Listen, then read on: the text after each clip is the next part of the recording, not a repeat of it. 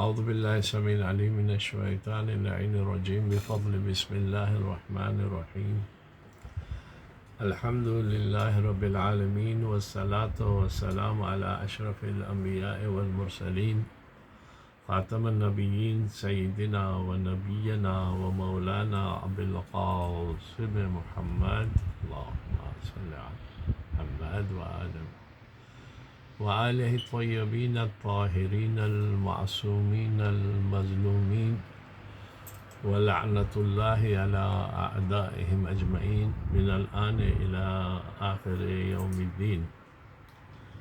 عزیزان محترم، معزز سامعین، جیسے کہ آپ کو پتہ ہے کہ میں نے بی بی زینب صلوات اللہ سلام اللہ علیہا کی سوانح حیات بایوگرافی کے اوپر کچھ ویڈیو ریکارڈنگز کرنے کی پلاننگ کی تھی، اور اس حساب سے آج میرا یہ دوسری ریکارڈنگ ہے۔ زینب کون؟ زینب جس کی پہچان ہم جیسے لوگوں کو کرنے کی ضرورت نہیں ہے۔ زینب نام سے ہی اپنے باپ کی زینت ہے۔ عزیزان محترم، واقعہ کربلا کے بعد اور جب لڑائی ختم ہو گئی، خاندان نبوت کا خاتمہ ہو گیا، اب یزید جو مطلق العنان حکمران تھا، مطلق العنان شارع اسلام بھی بن جائے گا۔ تاریخ ماہرین، تاریخ عالم کو آواز دیجیے، اور عاشور کے ڈوبتے ہوئے سورج کے وقت تاریخ جہاں پہنچ چکی تھی، توجہ چاہ رہا ہوں عزیزو، وہاں انہیں کھڑا کر کے ان سے پوچھئے کہ آپ حضرات تاریخ کے نبض دیکھنے والے میں ذرا بتائیے کہ اب مسلمانوں کی تاریخ کدھر جائے گی؟ مجھے یقین ہے کہ سب ہم زبان ہو کے کہیں گے، اس میں سوچنا کیا ہے؟ آنے والا عہد، آنے والا ٹائم یزید کا عہد ہوگا، بلا شرکت غیر و بلاد اسلامیہ کا مالک ہوگا، جو چاہے گا وہی کرے گا۔ کون ہے اس کا ہاتھ پکڑنے والا؟ مسجد شراب خاندان بن جائے گی، مسجد شراب خانہ بن جائے گی، کعبے میں لہو و لعب کی محفلیں آراستہ ہوں گی، وہ جس حرام کو چاہے گا حلال کر دے گا، جس کو حلال چاہے گا حرام کر دے گا۔ حسین کے ساتھ سب کچھ ختم ہو گیا، اب نہ کہیں آواز حق بلند ہوگی، نہ کوئی حق پرستوں کا ساتھ دینے والا پیدا ہوگا۔ یہ عاشور محرم اسلام محمد کی زندگی کا آخری دن تھا۔ ذریت ابراہیم کی امامت کی تاریخ کربلا میں ختم ہو گئی، اب تاریخ یزید کے اشاروں پر اپنا سفر طے کرے گی۔ ہو چکا جو کچھ ہونا تھا، یہ بیویاں جن کے بچے، بھائی، بھتیجے، بھانجے خون میں ڈوبے پڑے ہیں، یہ کیا کر لیں گی؟ کچھ تو خیمے میں جل جائیں گی، جو بچ جائیں گی راستے میں دم توڑ دیں گی۔ ایک بیمار ہے، وہ تو کہ گرا اور خاردار بیڑیوں میں کب زندہ رہے گا؟ کہیں دم توڑے گا، پھر اسے اور ان بیویوں کے جلے ہوئے خیمے سے نکالے گا کون؟ جن کا سب کچھ لٹ چکا ہے، انہیں اپنی زندگی حفاظت کا ہوش کہاں؟ اب نہ زندگی کی ضرورت ہے، اب انہیں نہ زندگی کی ضرورت ہے، نہ زندگی سے محبت۔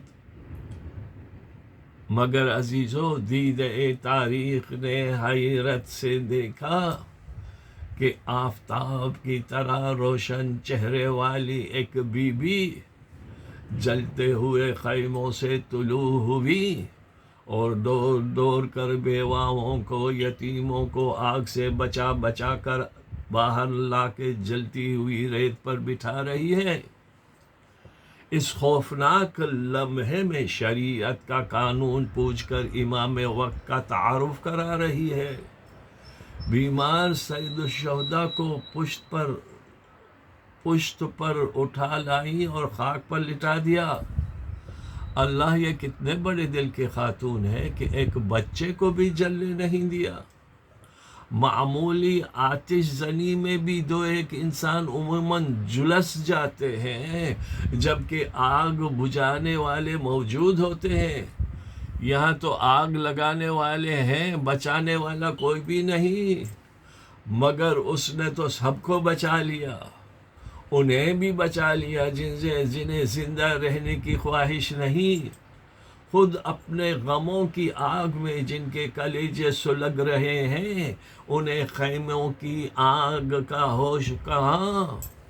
یہ کون ہے؟ اس سے پہلے تو اسے کسی نے نہیں دیکھا تھا۔ چہرے پر کیسا جلال ہے، کیا دبدبا ہے، کیا اطمینان ہے، جیسے کچھ ہوا ہی نہیں۔ نہ آنکھ میں آنسو ہے، نہ ہاتھوں میں لرزش ہے، نہ پاؤں میں کپ کپاہٹ۔ ہونٹ سوکھے ہوئے ہیں مگر دریا کی طرف نہیں دیکھ رہی ہے۔ گود کے پالوں کی لاشیں خون میں ڈوبی ہوئی ہے، مگر اس کی ساری توجہ سید سجاد کی طرف ہے۔ رات اندھیروں میں ڈوب چکی ہے۔ فوج یزید فتح کا جشن منانے میں کھوئی ہوئی ہے۔ شراب کے ساغر کھنک رہے ہیں۔ اسے ہوش کہاں کہ وہ دیکھے کہ تاریخ انسانی کی واحد خاتون ہے جو اپنے ارمانوں کی لاشوں پر کھڑی ہوئی کئی اجڑے ہوئے گھروں کی نگہبانی کر رہی ہے۔ کون ہے یہ بی بی؟ علی و فاطمہ کی بیٹی زینب کبریٰ ہے۔ صلوات پر محمد وآل محمد اللہم صل۔ کبھی اس بی بی کے پاس، کبھی اس بی بی کے پاس، کچھ بیمار بھتیجے کے پاس، کبھی یتیموں کے پاس۔ ایسا لگتا ہے کہ کوکھ جلی ماؤں کے ٹوٹے ہوئے حوصلوں کو جوڑ رہی ہے۔ چہرے کا دبدبا کہہ رہا ہے کہ ابھی جنگ ختم نہیں ہوئی۔ جلال رخ آواز دے رہا ہے کہ حکومت کی پالیسی سازوں کے سارے اندازوں کو الٹ کر رکھ دے گی۔ یہ میرے لیے شام غریبہ ہے، مگر اس نظام کی آخری رات ہے جس نے یزید جیسے فاسق کو، فاجر کو مسلمان کے سر پر بٹھایا تھا۔ کل کا دن ایک نئی تاریخ کا پہلا دن ہوگا۔ علی کی یہ مظلوم بیٹی یہی نہیں کہ نیا عہد عالم وجود میں لائے گی، بلکہ عالم انسانیت کا مزاج اور کبھی مسلمانوں کی نفسیات بدل دے گی۔ کل کا نکلنے والا سورج عظمت محمد وآل محمد کا آفتاب بن کے نکلے گا، جو پھر کبھی غروب نہیں ہوگا۔ 11 محرم کی صبح صادق نمودار ہو چکی ہے۔ غمزدہ بیویاں اپنے جگر بندوں کے لاشوں کے درمیان نماز صبح ادا کر رہی ہے۔ سید سجاد سجدے سے سر اٹھا چکے ہیں۔ زینب جو رات بھر لیٹی نہیں، نہ بیٹھی نہ دم لیا، نماز ادا کر کے فوج یزید کی طرف دیکھ رہی ہے۔ بے کچاوا اونٹ لائے گئے، کچھ لوگ ہاتھوں میں توک، ہتکڑیاں اور بیڑیاں لے کے آئے، کچھ لوگوں کے ہاتھوں میں رسیاں۔ زینب سمجھ گئی کہ کیا ہونے والا ہے۔ بیمار بھتیجے کے قریب پہنچی،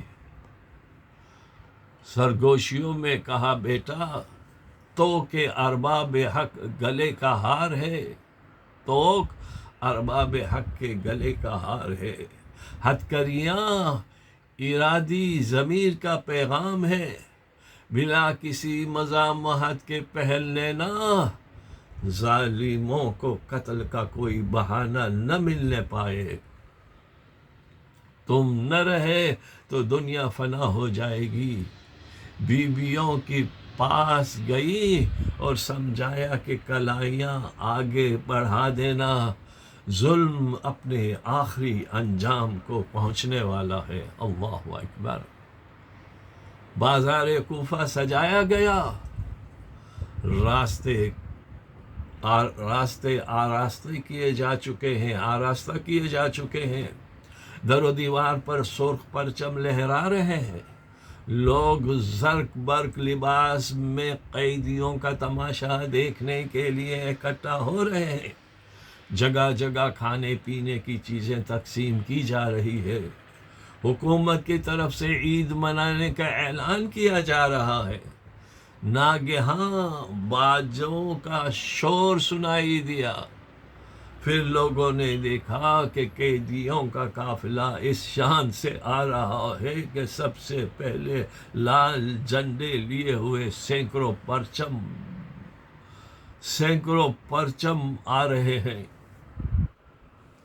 اس کے پیچھے شادیانے بجانے والے ہیں، ان کے پیچھے برہنہ تلواریں لیے فوج یزید کے سپاہی ہیں، اس کے بعد نیزوں پر شہیدوں کے کٹے ہوئے سر ہیں، اس کے بعد سید سجاد ہیں، توپ کے بوجھ سے گردن جھکائے، ہاتھوں سے زنجیر سنبھالے جن میں بیڑیاں باندھی ہوئی تھی، ان کے پیچھے بے کجاوا اونٹوں پر بے پردہ بیویاں بیٹھی ہوئی ہیں، ان میں سب سے آگے اونٹ پر زینب کبریٰ سر جھکائے بیٹھی ہیں، کلائیاں رسیوں سے بندھی ہوئی ہیں، اس کے بعد اونٹوں پر یتیم بچے بندھے ہوئے ادھر ادھر دونوں طرف تازیانے برپا کر کے آگے بڑھ رہے ہیں، جو قیدیوں کو فریاد کرنے سے روکنے کے لیے تازیانے لہرا رہے ہیں۔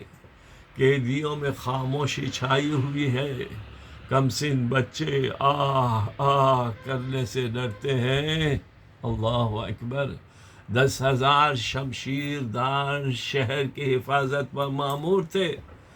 تاریخ کی کتابوں میں لکھا ہے کہ ابن زیاد نہاد ظالم نیا کپڑے پہن کے، نیا عمامہ لگا کے، قبا اور عبا پہن کر، خوشبو لگا کے قیدیوں کا منظر دیکھنے کے لیے ہودج میں بیٹھ کے باہر نکلا اور اپنی طاقت اور حکومت پر نازاں اور اہل بیت رسول کی خروجی اور باغی کہہ رہا تھا، اہل بیت رسول کو خروجی اور باغی کہہ رہا تھا۔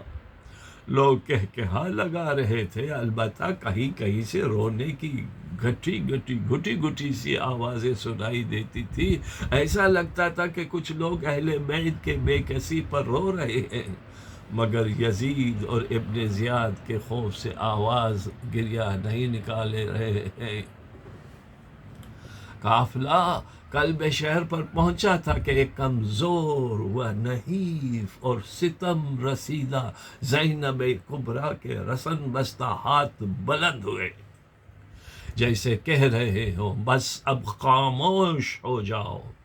پھر ایسا لگا کہ زمین میں اپنی گردش بند کر دی، لوگوں کی سانسیں رک گئیں اور اس ہاتھ کی ایک جنبش نے پورے مجمع کو اسیر کر لیا۔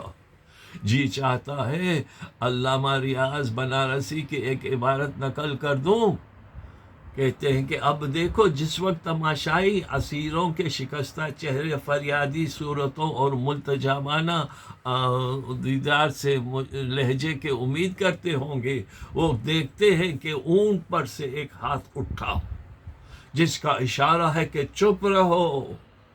چہرے پر نگاہ جاتی ہے اور وہ دیکھتی ہے کہ ایک بے جنبش غیر متاثر ناقابل شکست صورت سامنے آ رہی ہے، جس کے بشرے کی بلندی، نگاہ کا تحکم اور لہجے کی قوت خاموشی چاہ رہی ہے، اور اس کے ساتھ ہی فوراً صدائیں ڈوب جاتی ہیں۔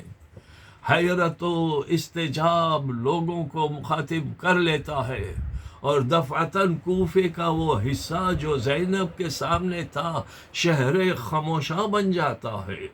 خاموشی ایسی کہ اونٹوں کی گھنٹیوں کی صدائیں پر خاموشی چھا گئی۔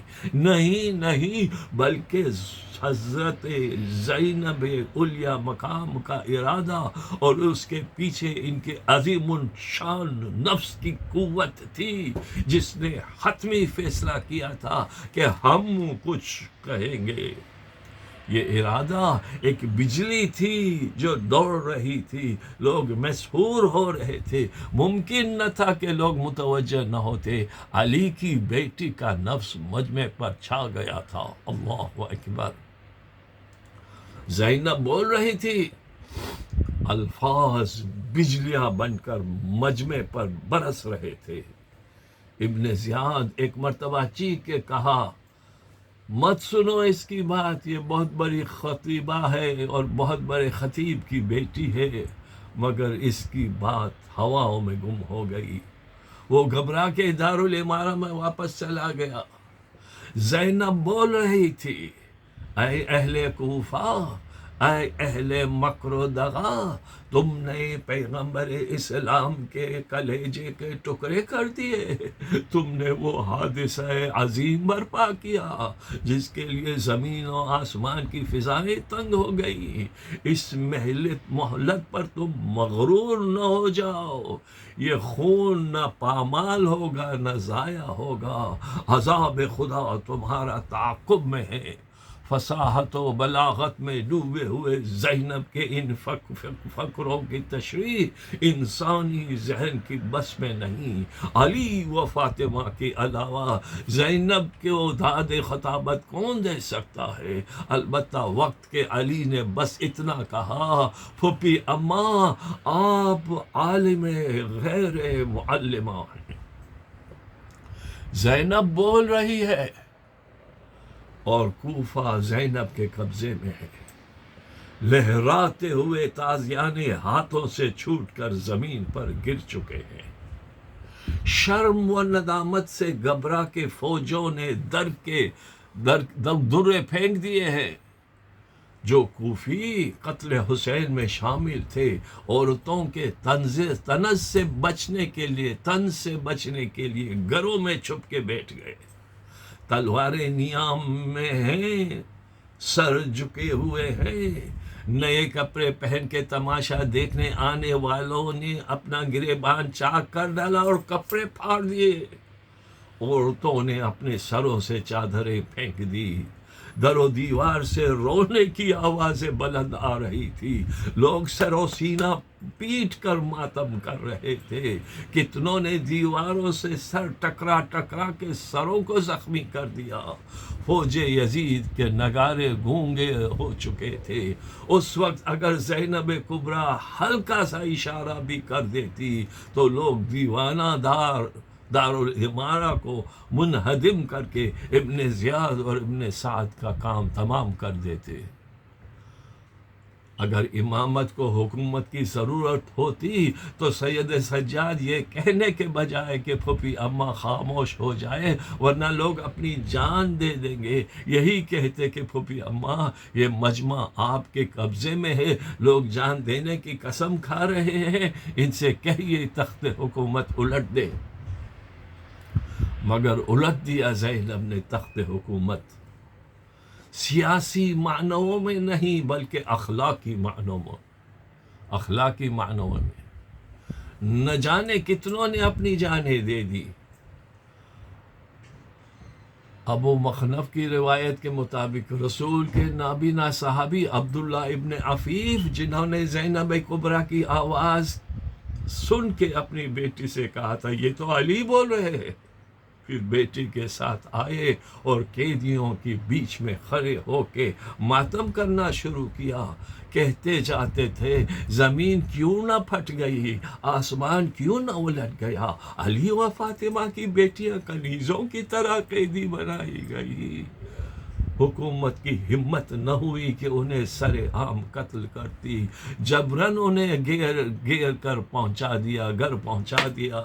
البتہ آدھی رات کو ابن زیاد کے سپاہیوں نے شب کے سناٹے میں ان کے گھر پر حملہ کر دیا، اور نبی کا صحابی تلوار لے کر کھڑا ہو گیا۔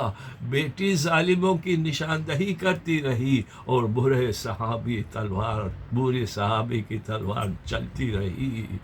کئی لعینوں کو قتل کر کے مار دیا، اور پھر آخر میں خود بھی شہید ہو گئے۔ وآخر دعوانا ان الحمد للہ رب العالمین، الا لعنۃ اللہ علی القوم الظالمین، وسيعلم الذین ظلموا أي منقلب ينقلبون، انا للہ وانا الیہ راجعون۔